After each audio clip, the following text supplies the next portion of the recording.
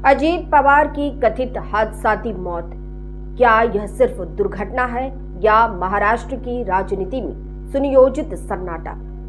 आप देख रहे हैं बिहार टीवी 20 और मैं हूं आपके साथ नुसरत जहां।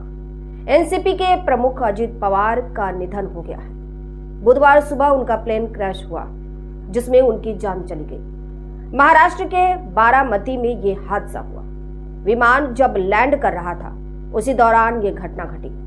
विमान जलकर खाक हो गया। उसमें सवार 5 लोगों की मौत हो गई। लोकतंत्र में कुछ खबरें केवल सूचना नहीं होती, वे व्यवस्था को कटघरे में खड़ा कर देती है। महाराष्ट्र के उप मुख्यमंत्री अजीत पवार के विमान हादसे में मारे जाने की खबर ने ठीक यही किया है। यदि यह सूचना आधिकारिक रूप से सत्य साबित होती है तो यह सिर्फ एक नेता की मौत नहीं होगी, यह प्रगतिशील राजनीति पर सीधा हमला माना जाएगा। राजनीति में हादसे कभी अकेले नहीं आते, वे सवालों की लंबी कतार साथ लाते हैं। जिस वक्त ये कथित हादसा हुआ उस वक्त राजनीतिक गलियारों में चर्चा थी कि अजीत पवार फिर से शरद पवार के साथ खड़े हो सकते हैं। एनसीपी की राजनीति में बड़ा उलटफेर, सत्ता समीकरणों में भूचाल और भाजपा के लिए नई चुनौती। इन तमाम अटकलों के बीच ये खबर सामने आना संयोग कहना आसान है, स्वीकार करना मुश्किल।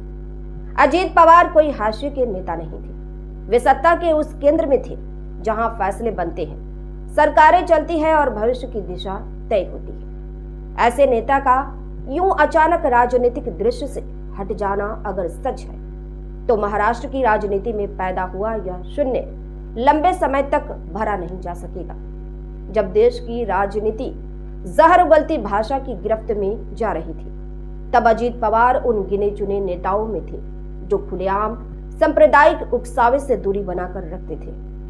उन्होंने सत्ता साझेदारी की, समझौते किए, लेकिन नफरत की राजनीति को कभी अपनी आवाज नहीं बनने दिया। यही वजह थी कि वे कई लोगों की आंखों में खटकते भी थे जो लोग उन्हें नजदीक से जानते थे। वे कहते हैं अजीत पवार के दरवाजे पर मजहब नहीं, फाइल चलती थी। गरीब हो या प्रभावशाली, हिंदू हो या मुसलमान, अगर मामला जायज होता तो वो उसे पूरा करने में पीछे नहीं हटते थे। यही बात उन्हें आम राजनेताओं से अलग खड़ा करती थी। पिछले कुछ वर्षों में नेताओं से जुड़े विमान हादसों ने लोकतंत्र में बेचैनी बढ़ाई है। हर बार कहा जाता है जांच होगी, लेकिन सवाल वही रहता है, क्या सच्चाई कभी पूरी सामने आती है? अगर अजीत पवार के साथ हुआ ये हादसा सच साबित होता है तो महाराष्ट्र ने एक ऐसा नेता खो दिया होगा जो प्रशासन जानता था और विकास की भाषा बोलता था।